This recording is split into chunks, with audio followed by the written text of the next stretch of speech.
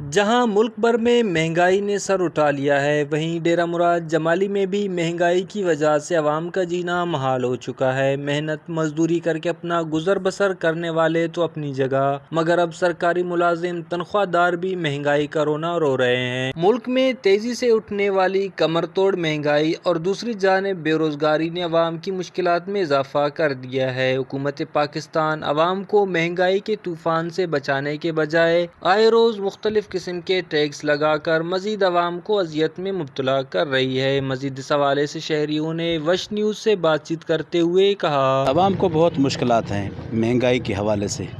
جس طرح دیکھا جائے کہ جو چیز ہم 10 روپے کی لیتے تھے آج ہم 20 روپے کی لے رہے ہیں۔ عوام کا جینا دوبر کیا گیا ہے۔ حکومت اس پر کوئی اقدام نہیں اٹھا رہی ہے۔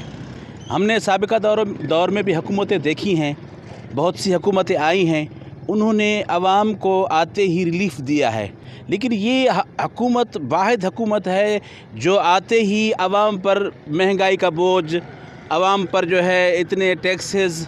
میں تو حیران ہوں، اب سولر پہ بھی ایک ٹیکس کا نیا ایک نظام چلا رہے ہیں، پتہ نہیں وہ کیا ہوگا۔ پاکستان کے اندر ایک طبقاتی نظام کو فروغ دیا جا رہا ہے، غریب کو غریب سے غریب کیا جا رہا ہے، امیر کو امیر سے امیر کیا جا رہا ہے۔ ابھی دیکھیں جو دہاڑی دار بندہ ہے سارا دن وہ دہاڑی لگانے کے لیے دھوپ میں کام کرتا ہے، لیکن اس کے لیے 700 روپے یا 800 روپے، اس سے تو میرے خیال میں اس کو گھی تک نہیں ملے گا، اور دوسری اشیاء خورد و نوش وہ کیسے کرے گا۔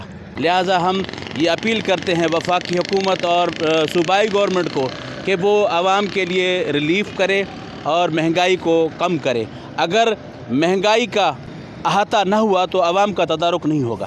مہنگائی کے اس دور میں روزانہ کی بنیاد پر 700 سے 800 روپے دیہڑی کمانے والا کہاں سے اپنی ضروریات پوری کر سکے گا؟ شہریوں نے حکومت پاکستان اور صوبائی حکومت سے اپیل کرتے ہوئے کہا کہ عوام کی مشکلات کو کم کرنے کے لیے مہنگائی کو ختم کر کے عوام کو ریلیف دیا جائے۔ کیمرہ مین معشوق رند کے ساتھ ریاض بلوچ، وش نیوز، نصیر آباد۔